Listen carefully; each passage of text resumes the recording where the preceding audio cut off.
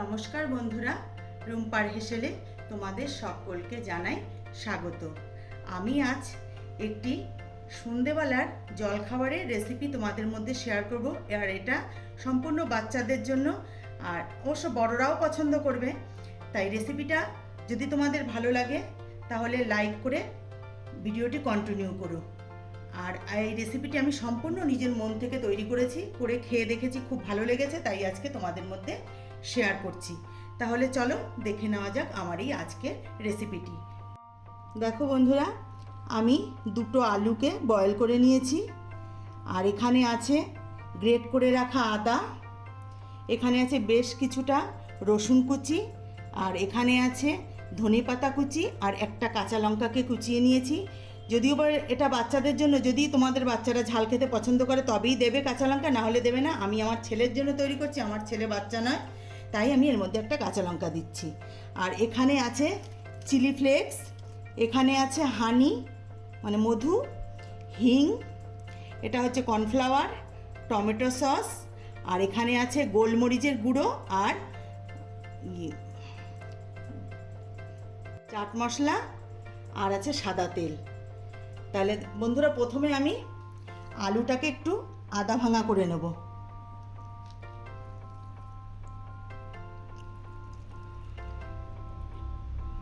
এবার আমি এর মধ্যে কিছু উপকরণ অ্যাড করব।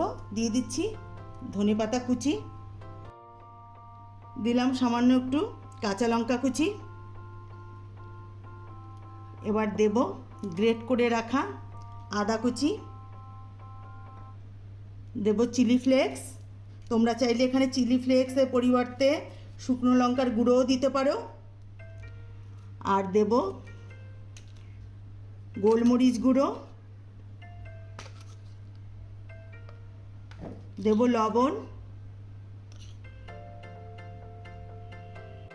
দেব একটু চাট মশলা,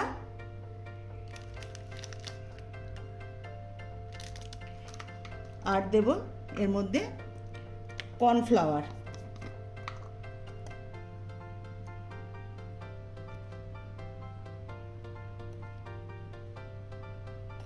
এবার আমি সব কিছুর সাথে এটাকে ভালো করে মেখে নেব, যেমন করে আমরা আটার ডো তৈরি করি ঠিক সেইভাবে এটাকে মেখে নেব, মেখে একটা ডোয়ের আকারে তৈরি করব। দেখো বন্ধুরা, আলুর সঙ্গে সমস্ত উপকরণ দিয়ে ডোয়ের আকারে তৈরি করে নিয়েছি। এবার আমি এখান থেকে একটু একটু করে লেচির মতন নিয়ে আমি গোল শেপ দিয়ে নেব। তোমরা চাইলে তোমরা তোমাদের পছন্দ মতন শেপ দিতে পারো। আর বন্ধুরা, আমি এই রেসিপিটার নাম দিয়েছি ক্রিসপি হানি গ্লেজ পটেটো বল। তা এইভাবে আমি সমস্ত বলগুলোকে তৈরি করে নেব।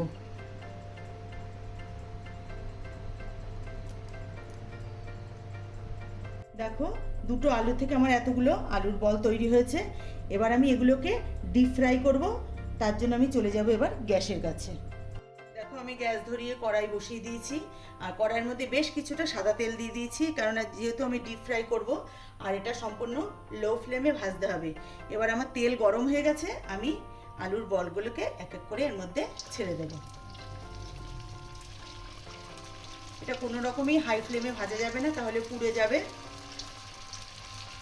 আর যেহেতু আমি এর মধ্যে কর্নফ্লাওয়ার দিয়েছি, এই জন্য এটা কিন্তু খুবই ক্রিস্পি হবে। আর এটা খেতে কিন্তু ভীষণই সুস্বাদু হয়। সিম্পল একটা রেসিপি।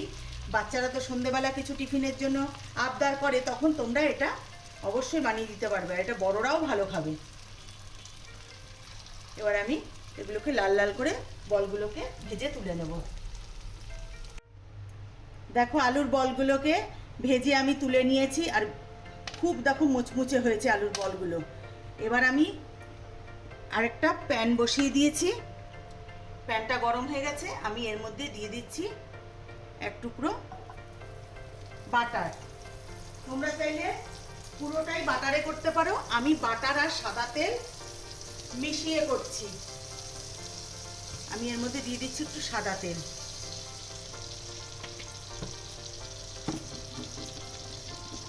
বাটারটা দেখো গলে এসছে। এবার আমি দিয়ে দেবো এর মধ্যে কুচানো রসুন,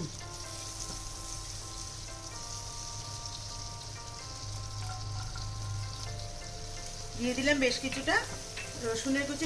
রসুনটাকে আমি একটু হালকা ব্রাউন কালার করে একটু ভেজে নেব। রসুনটা ব্রাউন কালার করে ভেজে নিয়েছি। এবার আমি এর মধ্যে দিয়ে দেবো সস, বেশ কিছুটা সস দেবো। তোমরা চাইলে এর মধ্যে সয়া সসও দিতে পারো একটু, আমি সয়া সসটা দিলাম না।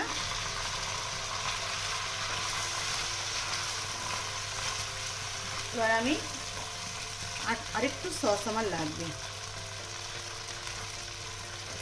এবার আমি এর মধ্যে সসের মধ্যে যেহেতু একটু লবণ থাকে, আমি আলাদা করে আর লবণ দিলাম না। আমি এর মধ্যে এবার বলগুলোকে, আলুর বলগুলোকে দিয়ে দেবো, দিয়ে সসের সঙ্গে ভালো করে মিশিয়ে নেব।